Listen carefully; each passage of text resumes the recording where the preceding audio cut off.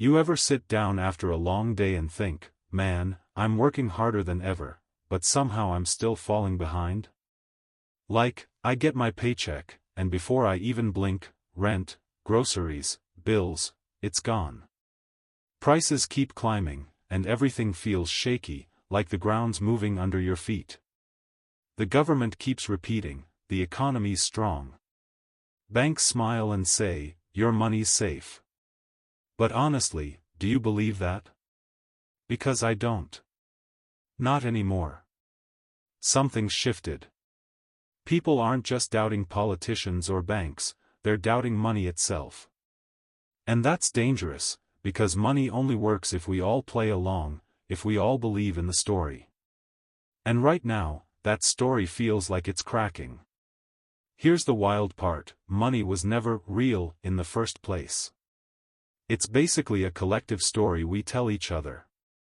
A piece of paper, a number on a screen, it only matters because we agree it matters.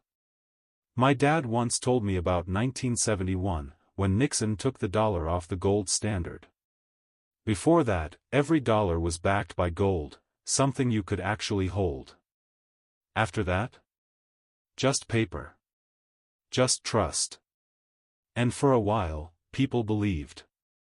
My grandparents lived through that shift and shrugged, like, it still spends. But illusions don't last forever.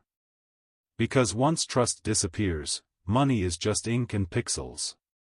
Nothing more. Jump to 2008. I remember watching the news, housing bubble burst, banks collapsing, families losing homes. My neighbor back then lost his house, while the same banks that caused the mess got bailed out.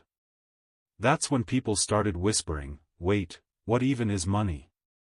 And right around then, Bitcoin showed up. A weird digital thing at first, but it carried this promise, don't trust people, trust math. And suddenly, millions thought, maybe there's another way. Bitcoin wasn't just about money, it felt like rebellion. Freedom from endless printing, from inflation that eats your savings year after year. But here's the irony, even a trustless system still needs trust. When crypto exchanges collapsed, billions vanished. So the question hangs, who do you trust now? Let's be real, we're in a trust crisis. We don't trust politicians. We don't trust the media. We don't trust corporations. And now, we don't even trust money. I've got friends in Argentina who literally buy dollars on the street because their peso melts away week by week. In Lebanon, people couldn't even get into their own bank accounts. And here in the US, I've watched rent double in 5 years, groceries shoot up, and everyone around me mutter, how is this sustainable? Yet the system keeps saying, relax. We've got this. But seriously, how long can you keep trusting a system that breaks its own promises? Here's what most folks forget, money isn't just economics. It's emotional. It's psychological. When people feel safe, they spend. When they're scared, they hoard. And when they stop believing, the whole machine grinds to a halt. It's like a relationship. Once trust is gone, love doesn't fix it. The damage is done. That's what's happening now. People are waking up, not to the end of money, but to the end of blind faith. They're asking, where does my money come from? Who controls it? Why does it lose value while the rich keep stacking more?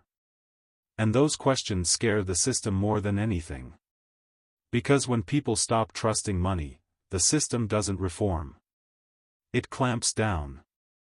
That's why we're hearing about central bank digital currencies. Governments pitch them as convenient. But look closer, it's about control. Imagine a world where every transaction is tracked. Where your money could expire. Where one click could lock you out of the economy. Sounds dystopian, right? But it's already being tested. And here's the twist, maybe this collapse of trust is exactly what we need. Because only when the old story falls apart can we write a new one. So let me ask you, What do you believe in? The paper in your wallet? The numbers in your banking app? Or something bigger, something real, built on transparency? Because the collapse we're living through isn't about money. It's about trust. And yeah, that's scary. But maybe it's not the end. Maybe it's the beginning of something better. Something fairer. Something honest. So don't just fear the collapse. Try to understand it. Because every time trust breaks, humanity finds a way to rebuild.